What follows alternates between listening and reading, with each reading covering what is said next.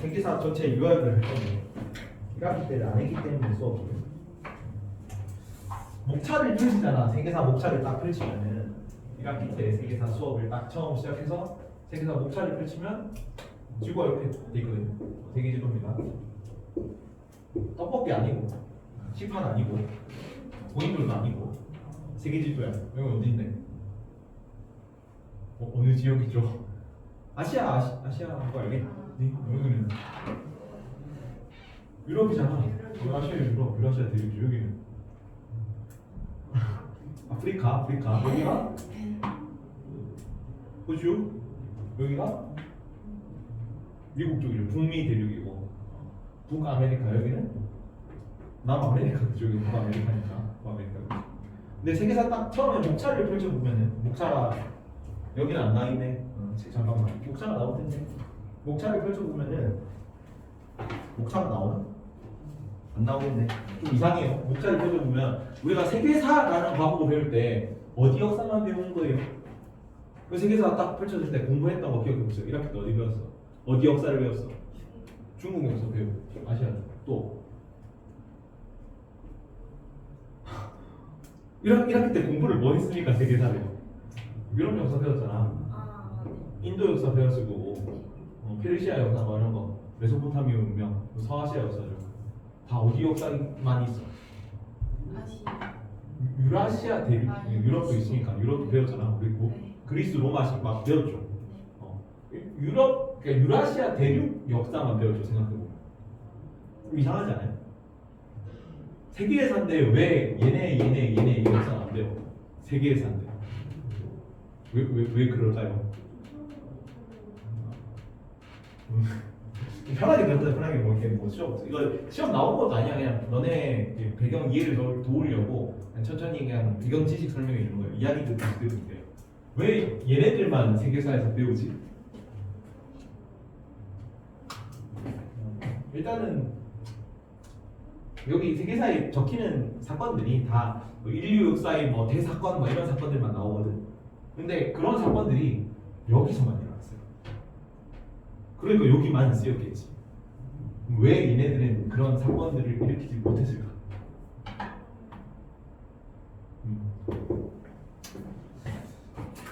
일단은 이걸 보시면 됩니다. 우리가 보통 북반구, 남반구 하잖아. 그러면 일반적으로 그냥 개념이 좀 없을 때는 그런 거에 대한 지리에 대한 개념이 없을 때 어떻게 생각하면 애들이 북반구는 북쪽에 있는 대륙은 북반구일 거고 남쪽에 있는 대륙은 남반구겠지. 아프리카랑 남미, 호주는 남반구고 위에는 북반구일 거야. 이렇게 생각한단 말이야. 근데 마침 혁쌤이 지구본을 가지고 있어서 내가 가져왔습니다. 적도가 어딜 지나요? 여기가 적도거든. 영도선이. 적도가 어딜 지나니? 아프리카를 보잖아. 아프리카랑 남미가 이렇게 지나거든. 여기 지도를 보면은 여기 지도가 안 나오면 여기 어디 세계 지도가 나왔으면 좋겠는데 예를 들어서 혹시 그대로 대항해 시대를 보면은 거기 몇 페이지부터 나오니 내가 내준 거예요. 92쪽에 92쪽에 세계 지도가 나올 것 같기도 한데 92쪽에 세계 지도가 적도 있는 세계 지도는 안 나오는 거야.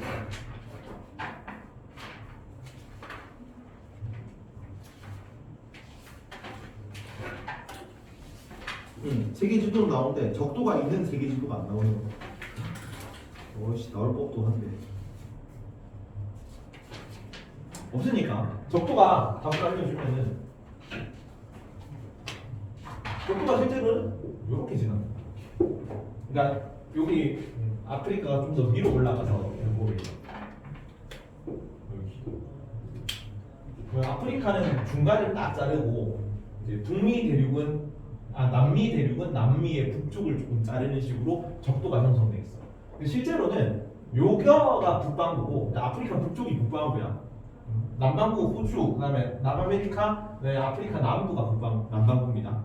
그러면은 여기 실제 면적을 따지면 여기는 2대 1이에요. 그래서 여기 66, 땅 크기로 따지면 여기 66% 정도 되고 밑에가 34% 정도 돼. 땅 크기가 좀 작긴 작죠.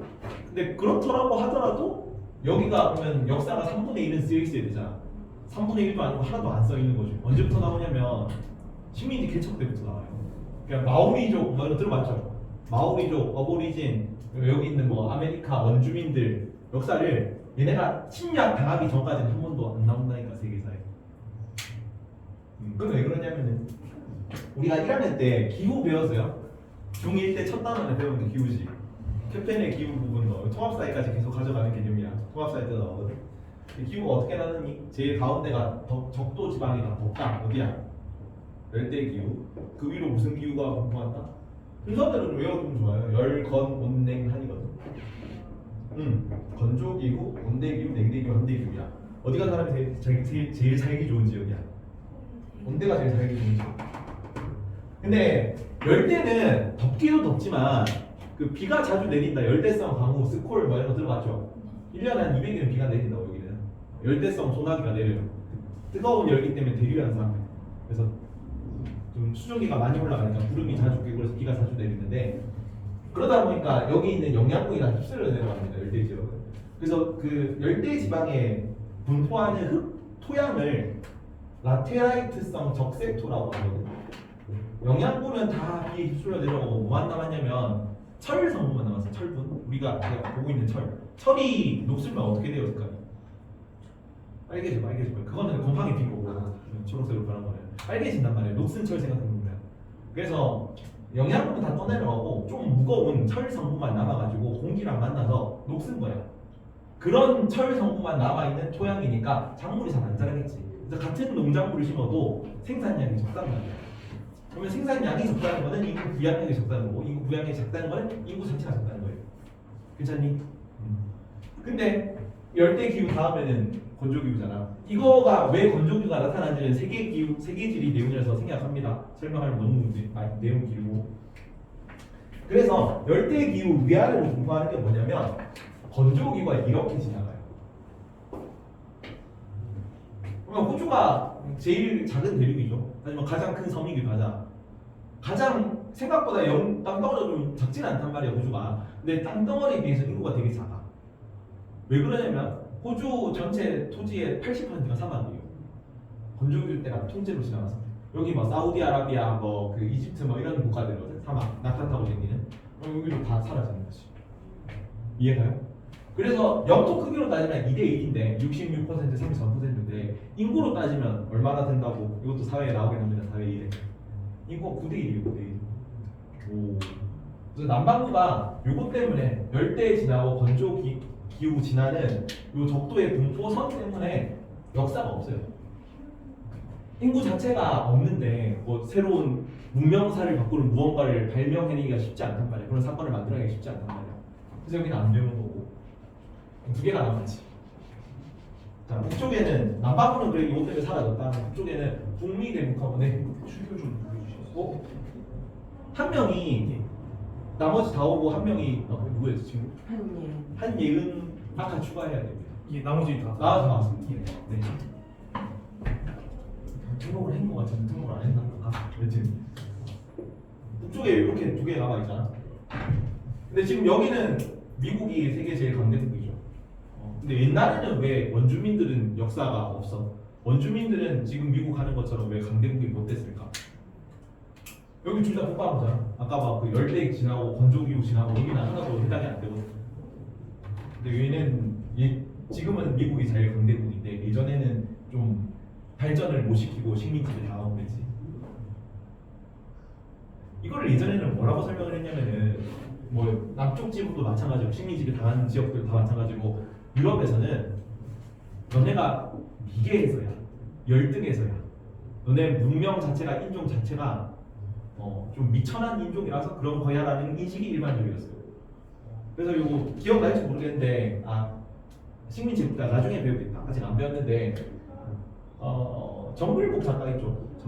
정글북 작가가 인도에서 오래 산 백인이거든. 식민지 인도 개척하면서 막 들어갔던 그런 사람이야. 정글북에 모글리 나오잖아. 타잔같이 이렇게 정글 속에 사는 걔네들 제인이 가가지고 뭐 해주는 거예요.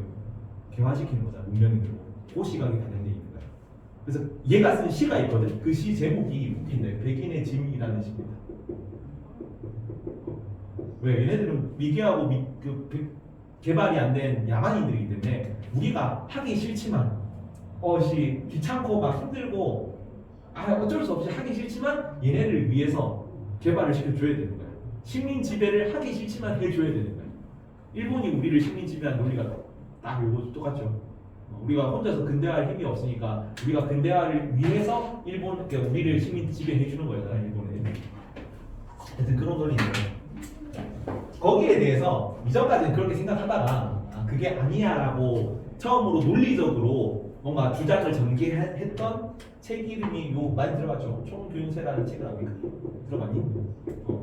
요 책에서 처음으로 환경결정론이라는 개념이 크게 주장이 됐어요. 이 이후로 이런 관련된 서적들도 되게 많이 나오고 무슨 얘기냐면은 어떤 민족이 잘 나가고 혹은 국가가 부흥하고 흥망성쇠가 지속되는 거는 지형이나 기후나 그 시대나 그 사는 사람들이 어떤 지역에서 살고 있느냐인 환경이 결정한다는 거예요.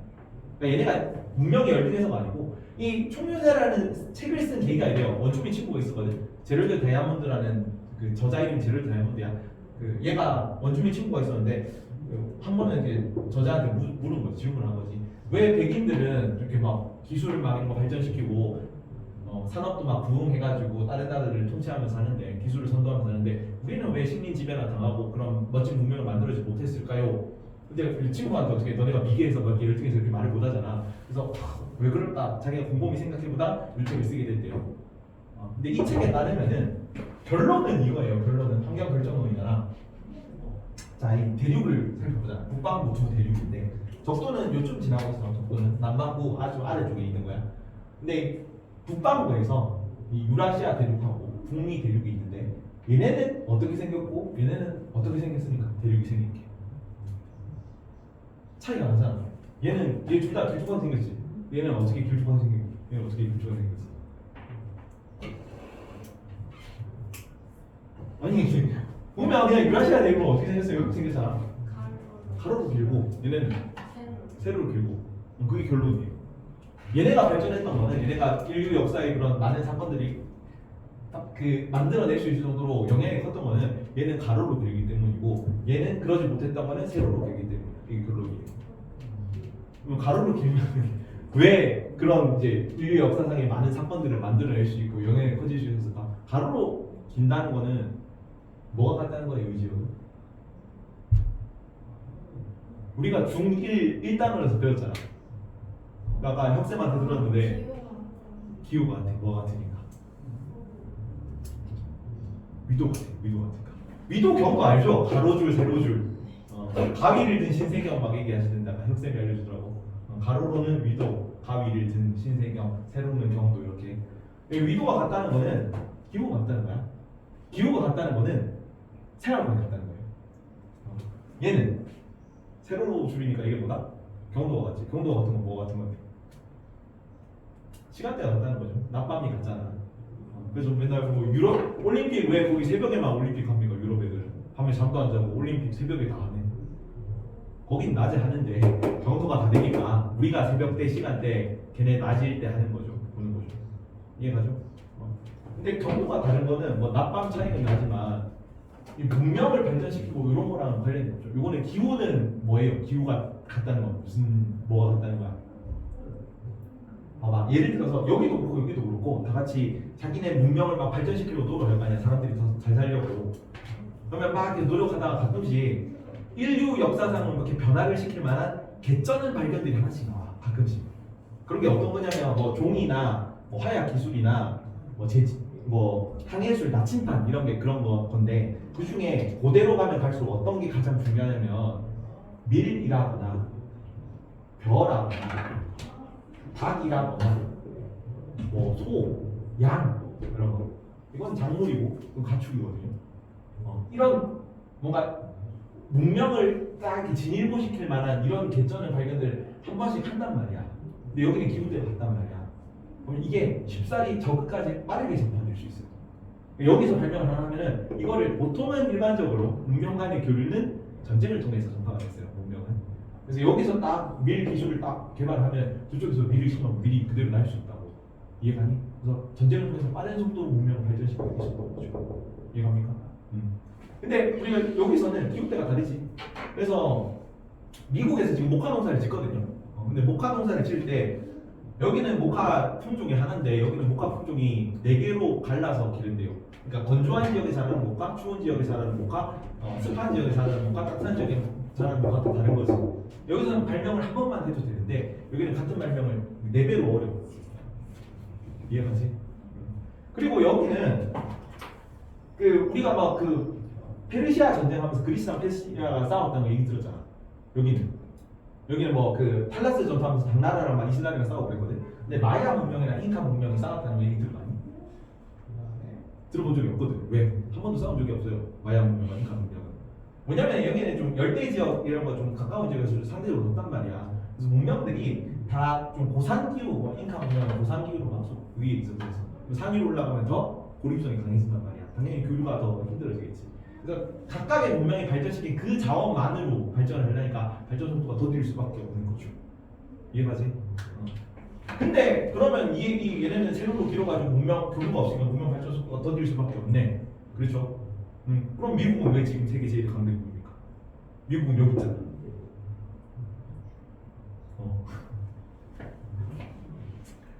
자, 전 세계에서 가장 영토 크기가 넓은 나라가 어디예요?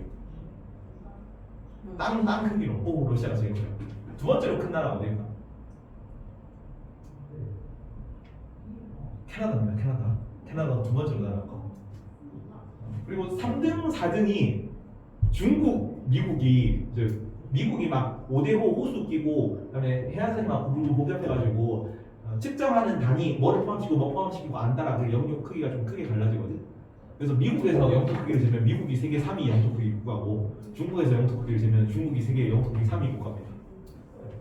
근데 제일 영토 크기가 넓은 미국이랑 캐나다는 다 어느 기후에 속해 있어? 냉대기후에 속해 있어. 냉대기후. 영토 크기가 제일 크지만 얘는 둘 다 냉대기후에 속해 있다고. 인구가 어떻게 했어? 인구가 적겠지 당연히. 살기 너무 추우니까 살기 힘들 거 아니야. 근데 웃긴 게 지도가 이게 나라별로 지도가 안 나오는데 나라별로 지도가 있으면 좋은데 여기 있네. 보면은 중국이 여기 있거든. 중국 여기 있어. 요 위도선이 여기부터 여기까지니까 쭉 이렇게 돌리잖아. 그럼 미국이 위도대가 똑같아요. 둘 다 어디 있는 거야?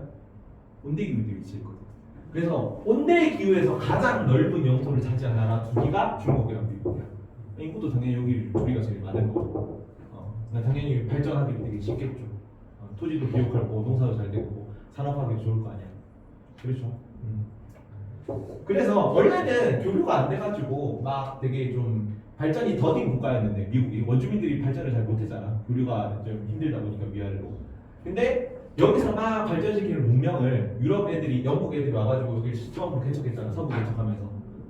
그 문명을 그대로 여기 이식하니까 여기 운대 지역에서 가장 큰 땅이라며 포텐이 터졌던 거지. 빡 하면서 미국이 강대국으로 올라갈 수 있었다.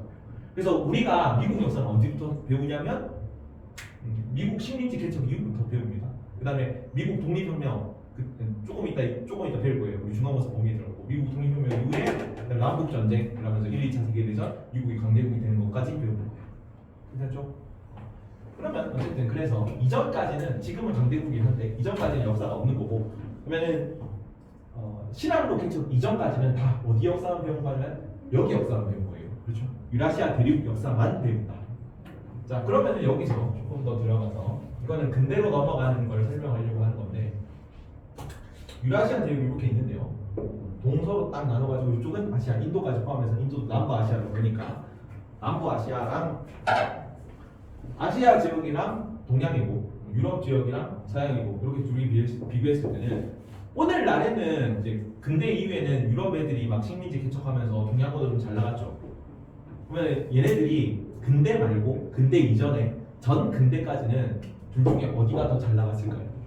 막 당나라, 막 그리스, 로마 이럴 때 그때는 어디가 더 잘 나갔을까? 동양 손 들어보세요. 동양이 더 잘 나갔다 손. 없나? 서양이 더 잘 나갔다 손. 한 명. 손 안 들었다 손. 모르겠니 잘? 동양이 서양보다 훨씬 더 잘 나갔습니다. 동양이 서양을 거의 압도했어요. 단적인 예를 하나 들어줄게요. 이런 얘기가 있습니다.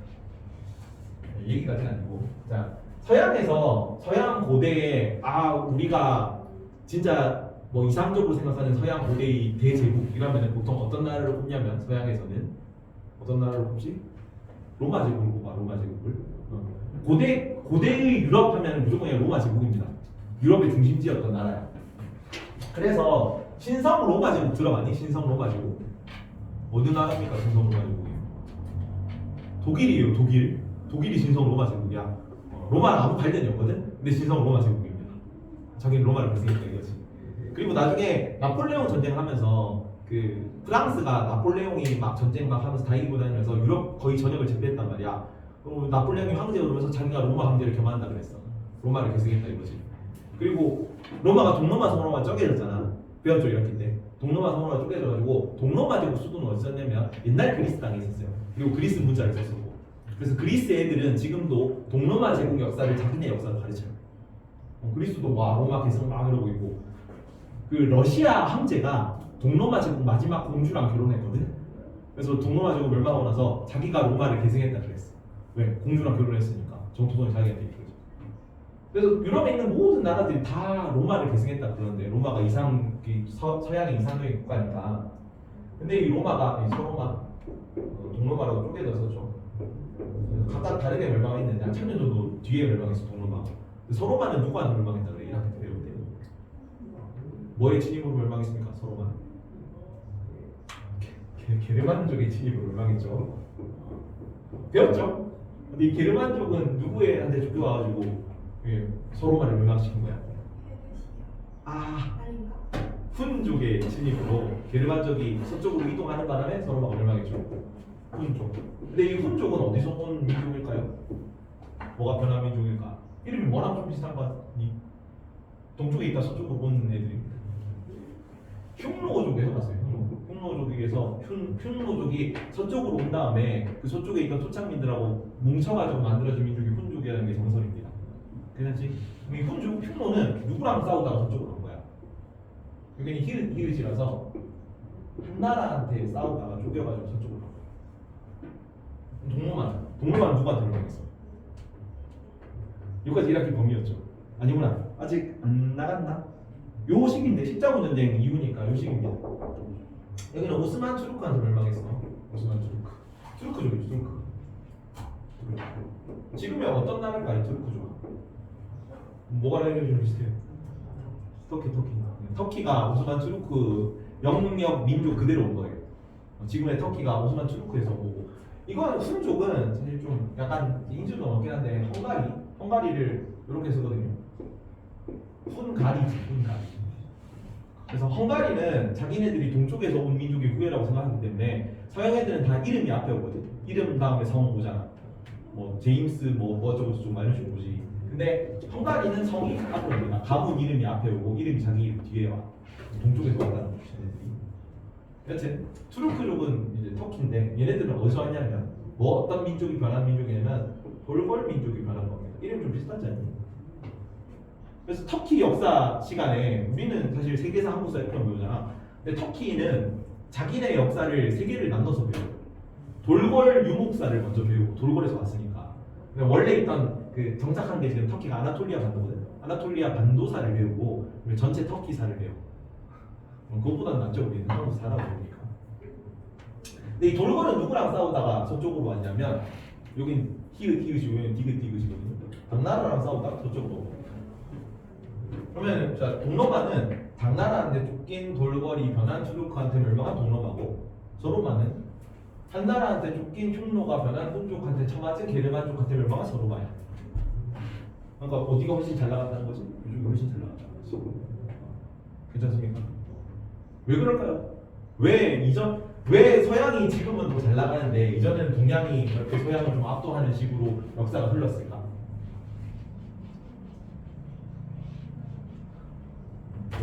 왜 생각이 없습니까? 뭐랑 관련이 있냐면 사실 가장 큰 이유는 인구거든요. 인구. 지금 전 세계에서 인구가 제일 많은 나라가 어디야? 작년에 인도가 중국으로 추월했어. 그죠? 2위가 중국이고 2위가 인도거든요. 인도 인구가 몇 억이라고 해요? 14억 인구입니다. 14억 인구. 그리고 중국이 작년에 추월당했기 때문에 둘 다 14억 인구야. 합하면 몇 억이야? 28억이야. 그럼 전 세계 인구는 지금 몇 억인데? 80억. 그렇지. 내가 어렸을 때는 세계 인구가 60억이라고 들으면서 살았거든. 지구촌 60억 인구 이렇게 들으면서 살았는데 내가 학교 들어가니까 70억 인구로 가르쳐 주더라고. 근데 내가 지금 너네한테 80억 인구로 가르치고 있어요. 인구가 10년마다 10억씩 늘었어. 1년마다 1억씩 는 거지. 여기 뭐 중국, 인도 이런 거 근대화가 안 된 국가들이 아시아 국가들이 근대화가 되면서 인구가 급속도로 늘어나면서 이렇게 된 거야. 얘네들이. 자 그러면은 저거 80억이잖아. 대략 몇 분의 몇이야? 곱하기 3 하면은 3, 4, 24, 84 그러니까 약 3분의 1이죠. 너네가 지금 죽어가지고 다른 나라 사람으로 태어나면 3분의 1 확률로 중국인이거나 인도인입니다. 그것보다는 지금 밤에 끌려가지고 수업을 듣고 있긴 하지만 여기 태어나는 거는 한국 사람으로 태어난 게 어떻게 보면 괜찮은 거죠. 여튼 이렇게 인구가 차이 나는 이유가 뭐냐면은 우리는 뭐 먹고 사는 주식이 뭐야 우리는? 밥 먹고 살지. 밥 먹고 주식이 밥입니다. 유럽에 밥 먹고 살지. 먹는 것만 얘기하니까 눈이 땡글땡글해지네. 밥은 어디서 오는 거야? 뭐에서 밥을 만드는 거예요? 쌀에서 만들고. 빵은 뭐에서 빵을 만드는 거야? 밀가루에서 만들죠. 그럼 쌀은 어느 작물에서 옵니까? 그렇지. 벼라는 작물에서 와요. 밀가루는 당연히 밀에서 오겠죠. 그럼 둘이서 무슨 차이일까? 얘는 어디서 기르는 작물이고 얘는 어디서 기르는 작물일까요? 둘 다 땅이지. 근데 어떤 땅, 어떤 땅? 어떤 농경지야? 이거 혹시 차이 납니까? 무슨 차이야? 얘는 벼는 논농사를 하는 작물이고 밀은 밭농사를 하는 작물이거든. 논과 밭의 차이가 뭡니까? 논은 맞아요. 여기는 물을 채워서 농사를 짓는 거고 여기는 맨 땅에다 그냥 씨 뿌려서 하는 농경지. 이거를 수경농업, 이거를 건경농업이라고 해요. 밭갈경자를 써가지고. 괜찮니? 그러면 만약에 논과 밭을 그래서 올챙이는 논에서만 잡는 거야. 농사를 지어본 적이 없죠. 너네는. 그래서 만약에 어떤 지역에 동시에 벼농사라 쌀농사를 동시에 지을 수 있는 지역이 있다고 치자. 그러면 그 지역에서는 어떤 농사를 지을까요 혹시? 쌀 손들어. 쌀 손들어 보세요. 한 명. 밀 손들어 봅시다. 한 명. 손 안 사람 손들어 보세요. 의견이 없니? 무조건 쌀농사를 칩니다. 무조건. 왜냐면은 옛말에 이런 말이 있죠. 벼는 익을수록 고개를 숙인다. 왜 고개를 숙입니까? 익어서. 그치. 이거예요. 머리가 무거워서 그래요. 밀은 한번 딱 씨를 뿌리잖아. 그 밀밭에 밀이 익은 걸 보잖아. 그러면 다 이렇게 머리가 다 이렇게 서 있거든요. 그러니까 강아지 풀 같은 느낌으로 생각하면 돼요. 여기는 1kg를 심잖아. 그러면 10kg를 수확할 수 있단 말이야. 그러면 나달 하나 심으면 나달 위에 머리가 이제 10개가 달리는 거지. 나달. 그럼 10개 정도면 머리가 이렇게 세울 수 있겠죠.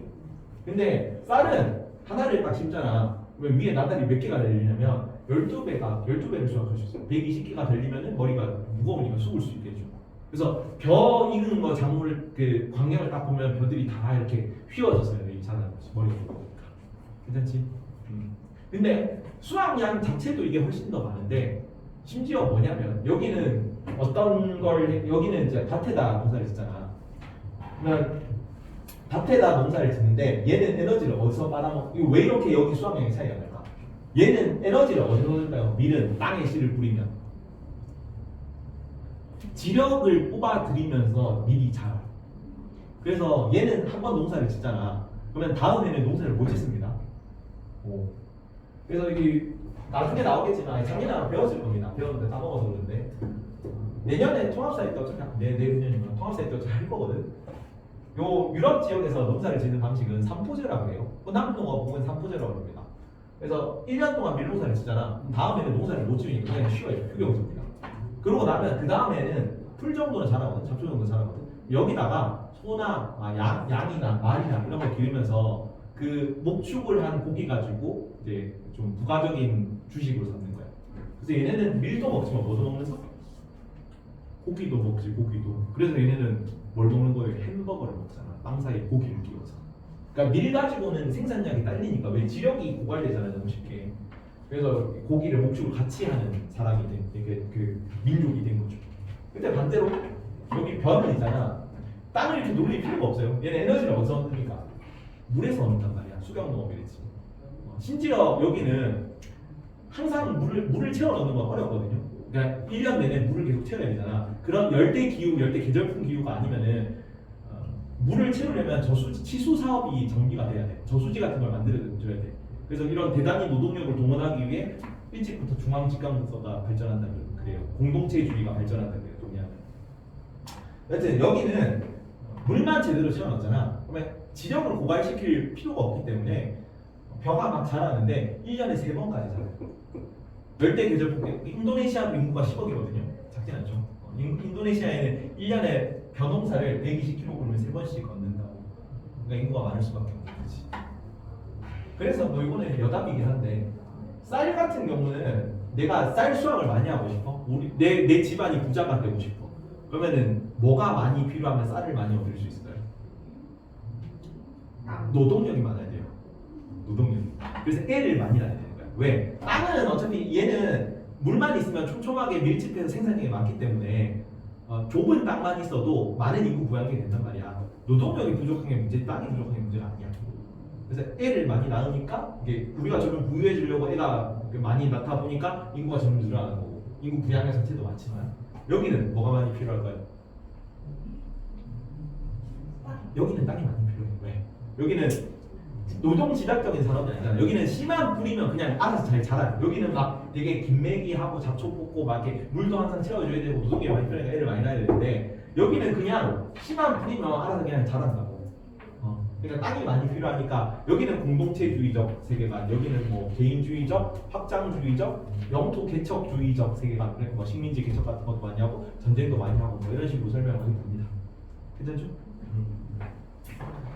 자, 그래서 인구가 지금도 인구가 아시아 인구가 전 세계 인구의 60%예요. 대륙이 6개인데 60%가 아시아인이라고.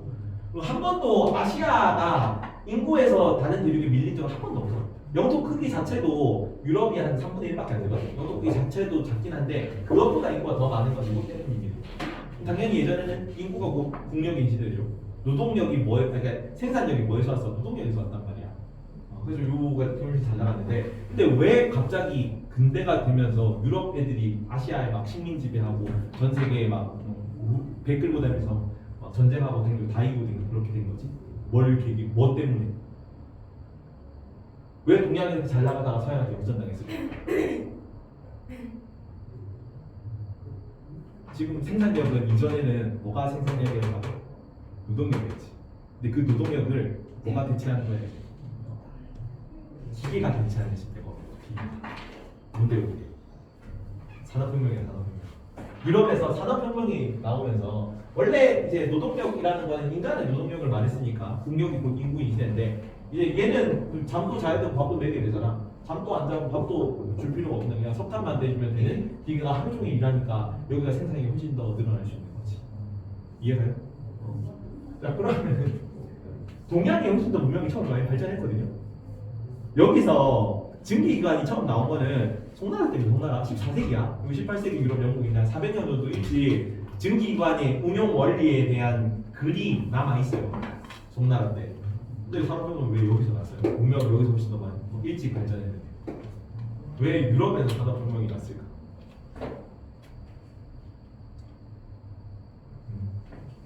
여기는 요 산업혁명이 일어나던 시기에 요 글이 남아있거든. 동양에서 양수기는 물을 푸는 기계입니다. 양수기를 만들었는데 여기는 뭐가 너무 많은 거야? 사람이 너무 많은 거야. 그래서 양수기를 만들어서 물을 푸는 비용보다 사람을 그냥 시켜가지고 돈 주고 물포기 하는 비용이 더 싼 겁니다. 여기는 사람이 좀 적으니까 인건비가 좀 비쌌던 거죠. 동양에 비해 상대적으로. 그래서 기술 개발에 대한 압력을 동양보다 서양이 좀 많이 받았기 때문에 서양에서 먼저 기술 혁명이 일어났다 뭐 이런 식으로 설명하더라고. 괜찮죠? 자, 그러면은 요까지가 딱 전 근대고 요거는 2학기 때 범위긴 합니다. 2학기 때 범위인데 미리 합시다. 세계사 전체를. 자, 근대 시기는 뭐랑 같이 시작했냐면 산업혁명이라는 거 같이 시작했어요. 그래서 이 산업혁명 이후 나오는 것들과 관련된 키워드들이 몇 개 있어. 요 시기에 산업혁명 시기에 국력이 강해지고 싶어, 국력이 올라가고 싶어. 그럼 뭐가 많이 필요할까요? 군대가 많이 필요하거든요. 국력이 올라가면 군대가 많으면 국력이 있어지겠지. 국력이 올라가려면 뭐가 많이 필요할까? 군대가 많아지면 뭐가 많이 필요할까? 돈이 많이 필요하겠죠. 돈이 많아지면 뭘 많이 해야 돼? 판매를 많이 하면 돼요. 물건을 많이 팔면 돼요. 돈이 많이 벌어지겠지. 물건을 많이 팔려면 뭘 많이 해야 돼? 물건을 많이 만들, 그렇지, 생산하면 물건을 많이 만들려면 어떻게 해야 돼요? 물건에 원료가 많아야 돼요. 물건을 만들 수 있는 재료가 많아야 돼요. 근데 이거를 뭐라고 하냐면은 이거를 원료 산지라고 해요. 그리고 이 생산을 많이 한다는 거를 산업혁명이라고 그러고, 이게 무슨 말이랑 같은 말이냐면 산업화, 이게 근대화고 이 근대화가 공업화야. 그러면 이전까지는 이게 왜 의미가 있는 거예요? 산업혁명이 왜 의미가 있냐면 인류가 기원전 8,000년부터 신석기 시작이거든. 그럼 이게 18세기 후반이니까 약 한 1만 년 동안, 약 1만 년 동안 인류는 뭐만 했냐면 농사만 지고 살았어요. 뭐 상업도 하고 뭐 목축도 하고 하긴 했는데 주 산업은 전부 다 농업이야. 근데 그게 처음으로 농경지들이 전부 다 공장으로 바뀐 게 이 시기입니다. 이해가요? 그러면 이 시기의 전쟁 현상은 이전하고는 굉장히 달라요. 자, 이전에는 전쟁을 해서 내가 이기잖아. 그러면 그쪽 지역에 영토를 지배해가지고 우리 민족이 거기 거주해서 우리 민족이 살 땅을 늘리는 게 이전의 전쟁이야. 근데 뭐 심리학년, 병리학년 아직 안 배웠지만 그런 거 하거든요. 그다음에 뭐 미국이 아편 전쟁, 중국이랑 영국이 아편 전쟁 해가지고 영국이 이기고 난 다음에 뭐 하라 그래요? 땅 내놓으라 그래요? 하면 항구 열라 그래요? 무역하자 그래요? 무역하자 그러거든요. 항구를 열라 그래. 우리나라 강화도 조약 좀 불평등 조약으로 이렇게 맺은 다음에 일본의 강화도 조약 내용이 우리나라 항구 3개를 개항하는 거예요. 뭐 하자는 거야? 원료를 너네한테서 싸게 산 다음에 우리 공장에서 그걸 이빠이 막 원료를 돌려가지고 물건을 많이 만들어. 그거를 너네한테 비싸게 팔 거야. 상품 시장. 이해가요? 그래서 식민지 시기의 전쟁은 원료 산지에서 싼 물건을 많이 만들어가지고 싼 물건, 싼 원료를 많이 사가지고 그걸 우리가 엄청 이렇게 대량으로 생산한 다음에 너네한테 비싸게 파는 거야. 당연히 그럼 좋아하겠니 싫어하겠니? 당연히 싫다고 그러잖아. 우리가 압도적으로 손해보는 딜을 해야 돼. 그래서 요 시기의 무역 형태는 다 포함 외교라고 해요. 포함 외교. 이게 식민지 개척이죠. 다 뭐 가지고 무역을 하자 그래? 포 쏘면서 무역하는 거죠. 강제기 아니라 식민지 개척. 그래서 이렇게 막 물건을 강제로 해가지고 돈을 많이 번 다음에 많이 팔면 돈을 많이 벌 거 아니야? 이게 자본주의예요. 그리고 경제학이란 학문이 탄생한 시점이기도 해요. 그래서 뭐 철학은 기원전 막 소크라테스 공자, 공자, 맹자, 소크라테스, 불교 뭐 이런 거 나온 거 한 2000년에 3000년 정도 됐거든, 철학은. 근데 경제학 만들어진 한 200년, 300년밖에 안 된 아주 귀여운 학문이죠. 괜찮지? 그리고 요거를 이제 식민지를 개척하는 게 원래 제국이라는 단어는 로마 제국이든 무슨 뭐 몽골 제국이든 간에 제국이라는 단어는 여러 민족으로 이루어진 큰 나라를 제국이라고 해. 근데 마치 이거 어때요? 상품 시장 원료 산지를 위해서 다른 지역을 식민지로 삼는 게 여러 민족으로 이루어진 큰 나라 비슷하지. 그래서 제국주의 국가가 돼. 그리고 이게 한 사이클로 이루어지는 게 아니고 동시다발적으로 같이 이루어져요. 그냥 이거 자체가 다 근대입니다. 괜찮니? 그럼 여기서 이까지가 딱 근대고요. 아까까지는 중세였고 농경국가, 산업혁명 이전까지는 중세고 요때부터는 딱 근대인데 근대랑 현대를 가르는 기준은 어떤 사건을 기준으로 근대랑 현대를 가릅니까? 1, 2차 세계대전을 기준으로 1차 세계대전 이전을 근대라고 하고 1차 세계대전, 2차 세계대전 이후를 현대라고 하거든. 여기도 좀 재밌어요. 뭐냐면 자, 산업화된 나라에서 식민지 막 개척해가지고 물건을 많이 만들어서 파는데 만약에 물건을 식민지가 없어가지고 산업화는 되는데 물건을 팔 데가 없으면 어떻게 돼요? 어떻게 될까? 공장에서 막 물건을 많이 만드는데 물건을 팔 데가 없어. 뭐 어떤 일이 일어납니까? 자리가 써요. 어? 자리가 써요. 자리? 아니 생산하는 거. 써요? 소리. 그러니까 물건이 안 팔리겠죠. 팔 데가 없으면. 그렇죠? 재고가 많이 남는단 말이야. 괜찮죠? 재고가 많이 나오면 공장 입장에서 어때요? 물건을 더 많이 만들 필요가 없잖아. 그래서 노동자들을 자릅니다. 근데 요 근대라는 시기는 모든 사람들이 농사를 짓다가 모든 사람들이 이제 공장 노동자가 된 시기거든요. 근데 노동자들을 자르면은 물건을 사는 사람이 없어져요. 왜냐하면 노동자들이 일을 한다면 임금을 받아서 물건을 사는데 전부 다 노동자인데 노동자들이 잘린다고 공장에서 해고 나가면은 얘네들이 구매력이 없으니까 물건이 더 안 팔린다고. 괜찮니? 그러면 공장이 문을 닫아요. 물건이 안 팔리니까. 그럼 물건이 근데 공장이 문을 닫으면 이때 당시 근대의 공장은 일반적으로 자본가가 자기 돈으로만 이렇게 운영하는 게 아니야. 이어서 합시다. 그러니까.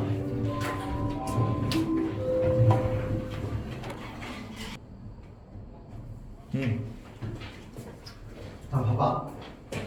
그래서 거품이 꺼지는 거 막 우리 막 일본에 막 버블 붕괴 막 이런 거 들어봤잖아. 우리나라도 아니면 보면 같은 거 겪었고 한번. 세계 경제 대공황이 그래서 미국에서 제일 처음 있었대. 아까 그 설명했지. 공장이 문을 닫으면 이때 당시 공장은 자본가들이 자기 돈만으로 공장을 막 굴리는 게 아니야. 너무 돈이 많이 들잖아. 일반적으로는 은행에서 돈 엄청 많이 빌린 다음에 거기 이자 조금씩 물면서 공장 노동자들이 물건 만든 거 팔아서 이윤으로 생각한단 말이야. 공장을 그렇게 돌리거든. 근데 그러면 공장이 망한다는 거는 공장에 돈을 빌려준 은행도 다 줄줄이 망한다는 거야. 그래서 미국 경제가 막 무너지는데 이때 이제 1, 2차 세계대전 막 하던 시기는 세계 경제가 막 다 연결돼 있던 시기니까 미국이 망하면서 다른 나라도 줄도산을 하는 거야. 그래서 세계 경제가 한번 폭망한 적이 있었어요. 이런 거. 그러면 이게 왜 뭐가 문제였냐면 미국이 왜 미국에서 세계 경제 대공황이 제일 처음 터졌냐? 미국이 식민지가 없어서 그래요. 후발 자본주의 국가라서. 미국 식민지 다 누가 가지고 있어? 영국, 프랑스가 가지고 있단 말이야. 영국, 프랑스 식민지 이 개척을 제일 처음 시작했기 때문에. 근데 1, 2차 세계를 독일이 일으켰거든요. 요거는 1차 세계대전은 그 세계 경제 대공황이 벌어지기 좀 전이었습니다. 근데 근대라는 거는 무조건 산업혁명 하면은 대량 생산해서 대량으로 파는 거였죠. 독일도 영국, 프랑스가 막 식민지 개척해가지고 막 나라가 부강해지는 걸 보고 나도 근대화 할래, 공업화 할래 하면서 이거는 국왕주도로 이루어졌어요. 독일 같은 경우는 독일에서 막 이렇게 농경지 같은 거 다 제끼고 다 공장 세우고 그래서 물건 많이 만들었단 말이야. 근데 얘는 뭐가 없어? 식민지가 없는 거지. 식민지가 없으면은 경제 대공황이 만약에 식민지가 없으면은 여기서도 먼저 경제 대공황이 일어났을 거야. 그래서 식민지가 필요하잖아. 식민지 누가 가지고 있어? 영국, 프랑스 가지고 있잖아.